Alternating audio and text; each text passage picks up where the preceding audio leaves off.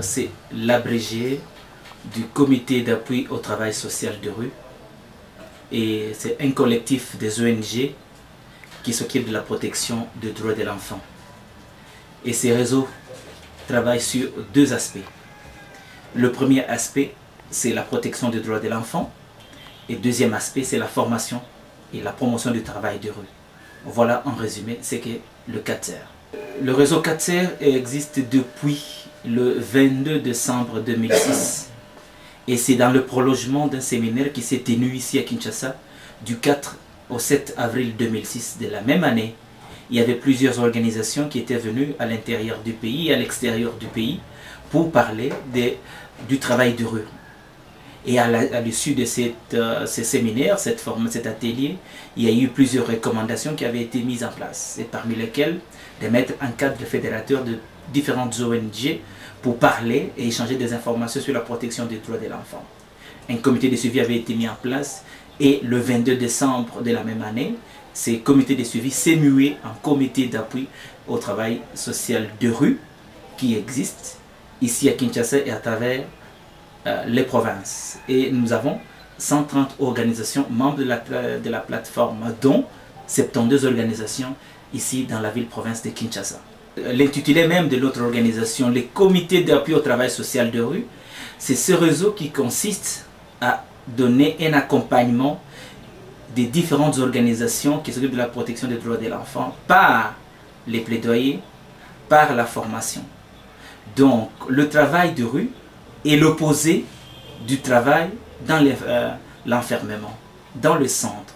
Parce que nous avons constaté effectivement qu'il y a plus d'enfants dans la rue que dans les centres. Et la rue ici ne devrait pas être comprise comme l'avenue Mobutu, l'avenue du 24 novembre, l'avenue Libération.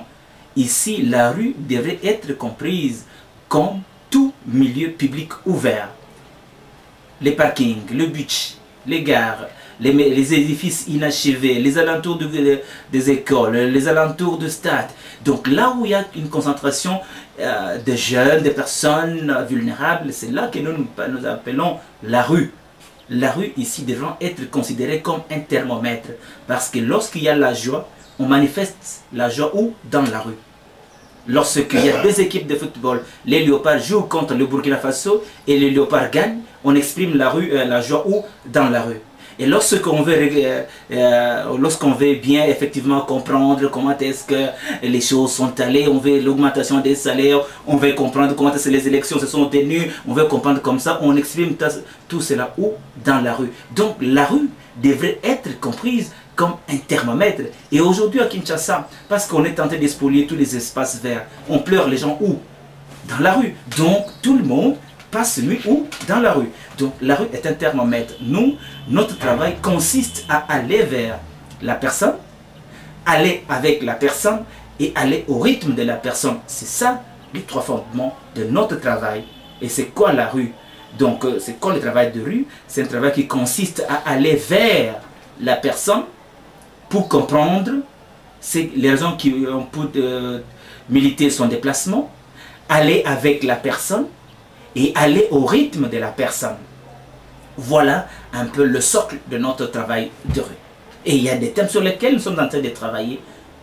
Nous avons notre plateforme, au-delà des plaidoyers que nous pouvons faire, avec d'autres organisations de la société civile, mais on essaie effectivement d'apporter du concret également aux enfants, notamment le besoin de la scolarité. Nous avons pris en charge quelques enfants en situation de rue pour leur redonner la voie scolaire, avec bien entendu certains partenaires qui étaient attentifs à nous. Nous avons pris en charge médicalement à travers Solidarco certains enfants en situation de rue. Nous les avons pris en charge médicalement. Ce sont des actions sur lesquelles nous sommes en train de travailler en faveur de cette enfance en situation de rue. Mais pour cette année scolaire qui touche à la fin, nous avons modestement contribué à aider le gouvernement congolais à faire étudier 125 enfants. Compte tenu de nos moyens. Vous me direz que ça représente quoi? Oui, mais ça représente quelque chose aux moyens dont nous disposons par rapport à ces projets que nous sommes en train de faire. Si on avait des moyens un peu aussi costauds que ceux-là, On aurait dû aussi faire une intervention à la hauteur de moyens dont nous disposons. Et vous n'allez pas aussi me dire pourquoi 125 enfants, parce que l'article 38 de la loi portant protection de l'enfant parle de la gratuité de l'enseignement primaire. Non seulement il est gratuit, mais il est obligatoire. Mais allez-y dans les écoles. Est-ce que cet enseignement est gratuit? Est-ce que cet enseignement est obligatoire? Et moi qui dois maintenant faire un effort avec des partenaires pour scolariser 125 enfants, vous allez me dire que non, voilà, ça ne représente rien. Donc, c'est une contribution parce que le travail d'une ONG, c'est de venir en appui au gouvernement. Pour la ville de Kinshasa, nous scolarisons sur les 125, il y a 70 qui sont dans la ville de Kinshasa et on a réussi pour cette année à faire déjà 48 enfants qui sont retournés dans leur famille.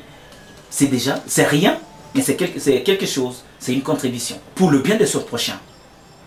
Parce qu'on est attaché à ce travail. Chacun est dans son travail et il doit l'aimer. On doit aimer son environnement. On ne doit pas vraiment rester comme ça, bras croisés pour ne rien dire et attendre que les choses se fassent pour vous. On doit travailler, on doit contribuer. Chacun doit contribuer pour le développement du Congo. Et je suis congolais et je dois travailler pour mon pays, dans le domaine qui est le mien. Des personnes de bonne volonté, qui essayent, qui comprennent que l'avenir d'une nation dépend de ce qu'on aura fait de la jeunesse. J'espère bien que notre gouvernement également, les acteurs congolais pourront comprendre effectivement l'intérêt. Et nous avons toujours fait un plaidoyer pour qu'au moment de l'élaboration du budget, qu'une part importante soit réservée à l'action sociale. Je vois comment les ministres se battent également au niveau du Parlement pour qu'on lui donne un budget pour travailler. Il a des bonnes idées, mais qu'est-ce que les législateurs lui ont donné comme budget pour faire son travail?